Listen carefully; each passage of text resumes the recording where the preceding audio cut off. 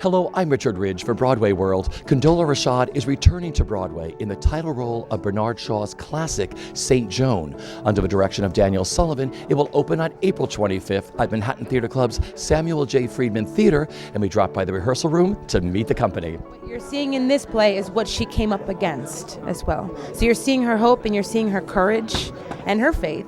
You're also seeing the things that she came up against, which was the institutions that she got caught up in. You see, she didn't need permission. She didn't ask permission from anybody, and that ended up being a problem. It has been incredibly gratifying in every single way, both professionally and personally.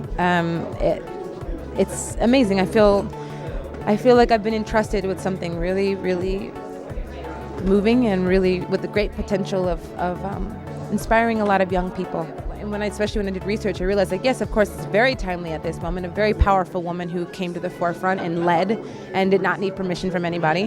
But also, any decade you do this in, it will always be timely because of what it is. Because there's nothing, how do I put it? There's nothing more timeless about the story of a person who doesn't need permission to connect with themselves.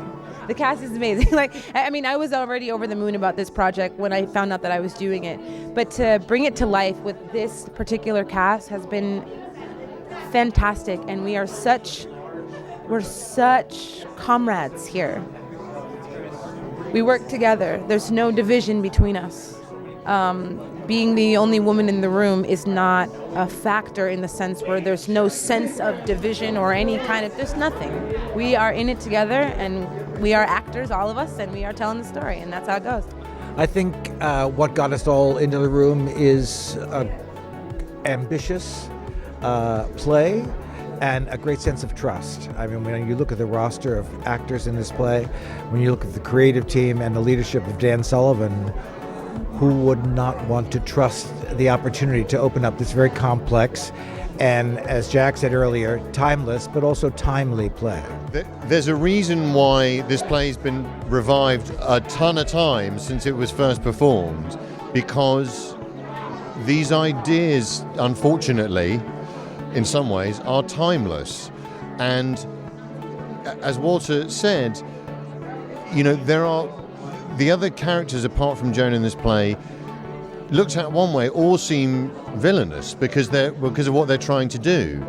But actually, they just think they're doing the right thing. And we live in a world where there are people doing things that they think they're doing the right thing, that we profoundly disagree with. And I think that's what makes it a timeless and timely proposition. But what I've been wanting to stress is it's still written by Bernard Shaw. It's still a comedy for an hour and a half before it turns dark, and I hope audience, and even then when it turns dark, it still has that Shavian wit. So I really hope audiences will feel free to laugh and not think, oh, we know she's going to get burned, therefore we dare not laugh, What's it like living with his language, what beautiful language he writes? Well, it's a blessing and it's a challenge. They're long thoughts.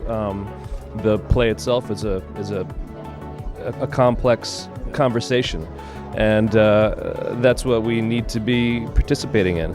And so it's wonderful to be dealing with these ideas that are so contemporary, really, in this really beautifully rendered piece of literature and theater. Have you two worked together before? Never. We haven't. And never again after this. Yeah, that's it. I can't Putting it in my rider. Never again. No J-Glow. What's your name again? It's about a teenage girl who's changing the world, like those kids down in Florida. Yeah. I agree with everything J-Glow said. Nothing more to add. What I love about this is people don't realize that the first part of this show is funny. Yeah. You can laugh at this show. Yeah. Oh. A lot of the show is really sharp and really funny, and he has a great sense of irony, and he's really smart, and I think his sense of humor works today, right? Mm-hmm. That's right. It's sort of like John's sense of humor, but funnier. Well, I love this cast, some of whom are new people, some of whom are old friends. Walter Bobby directed me in a play 18 years ago. The material is fantastic. It's incredibly rich and dense. The story moves me very much, but I also love working with Dan Sullivan, whose work I've long admired, and this is my first time working with him. And what a great room is created. We're all on the same page. What do you think? Yeah, I agree. I feel like the cast and the talent in the room, as well as being like a high level, everybody's like pleasant and human and seems to like doing this stuff. And I like the quiet, confident leadership that Condola is giving us in the title role. You put that thick script down in front of you and you realize this is a roller coaster that we're all about to get on. It's a little bit scary. It's very exciting, but we sort of all boldly took the plunge into it. We came out on the other side alive and intact, and it's getting sharper, it's getting shorter, and it's getting a lot more fun. It's an awesome experience, literally. Just you sit down the first day and you've done your work, you're ready to come in, and then you hear all the other voices bring everything else to life, and you're just sitting back going, whew. And now we're getting down to like minutiae seconds playing, and every idea everybody brought in was absolutely right, but it's getting so much cleaner and crisper. Just my big word for the whole thing is delicious. To be in this world of St. Joan is to do so through the lens of Daniel Sullivan's vision, and he's such a fantastic director, as anybody who's ever worked with him will attest. It's been great, and then everybody in the cast is, I think, has come with the agenda of serving the telling of the story and doing so within the context of Daniel's vision. MTC's taken a really good care of us, and then we've got Condola Rashad in the lead role, so I think we're all feeling pretty good. We were saying, it's hard to put your finger on exactly what it is, but it's intuitive.